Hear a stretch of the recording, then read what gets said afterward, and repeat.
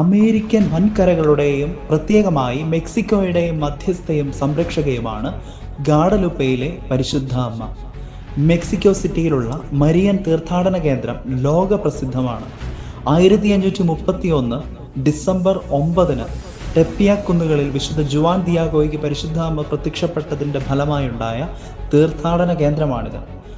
ടെപ്പിയാക് കുന്നിൻ മുകളിൽ ഒരു ദേവാലയം പണിയുവാൻ ദൈവമാതാവ് ആവശ്യപ്പെടുന്നു എന്ന സന്ദേശവുമായി ജുവാൻ ദിയാഗോയെ പരിശുദ്ധ അമ്മ സ്ഥലത്തെ മെത്രാന്റെ അടുക്കലേക്ക് അയച്ചു.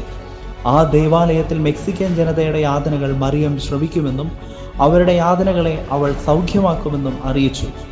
സന്ദേശം വിശ്വസിക്കുന്നതിന് അടയാളം ആവശ്യപ്പെട്ട മെത്രാന് ജുവാൻ ദിയാഗോ ധരിച്ചിരുന്ന കള്ളിമുൾ ചെടിയുടെ നാരുകൾ കൊണ്ടുണ്ടാക്കിയ മേലങ്കിയിൽ മാതാവിൻ്റെ മനോഹര ചിത്രം പ്രത്യക്ഷമായി.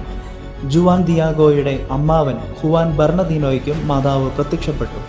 ആ ദിവസങ്ങളിൽ ആകസ്മിക രോഗബാധിതനായിരുന്ന ബെർണദീനോയുടെ രോഗം ഭേദമാക്കിക്കൊണ്ട് ഗാഡലുപ്പയിലെ പരിശുദ്ധ മറിയമെന്ന് താൻ അറിയപ്പെടുമെന്നും മറിയം സന്ദേശം നൽകി. ജുവാൻ ദിയാഗോയ്ക്കുണ്ടായ ദർശനം അമേരിക്കൻ വൻകരയിൽ സുവിശേഷം കൂടുതലായി പ്രചരിപ്പിക്കുന്നതിന് ഇട നൽകി. ജുവാന്റെ മേലങ്കിയിൽ മുദ്രിതമായ ചിത്രം ഇന്നും കേടുകൂടാതെ ഇരിക്കുന്നു.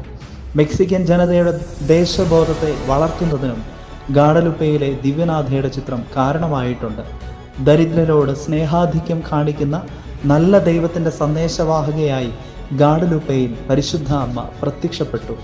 യാതനകൾ അനുഭവിക്കുന്ന എല്ലാ ജനതകൾക്കും തുണയായി പരിശുദ്ധ അമ്മ എപ്പോഴും സന്നിഹിതയാണെന്ന് ഗാഡലുപ്പയിലെ പരിശുദ്ധ അമ്മ നമ്മെ ഓർമ്മപ്പെടുത്തുന്നു.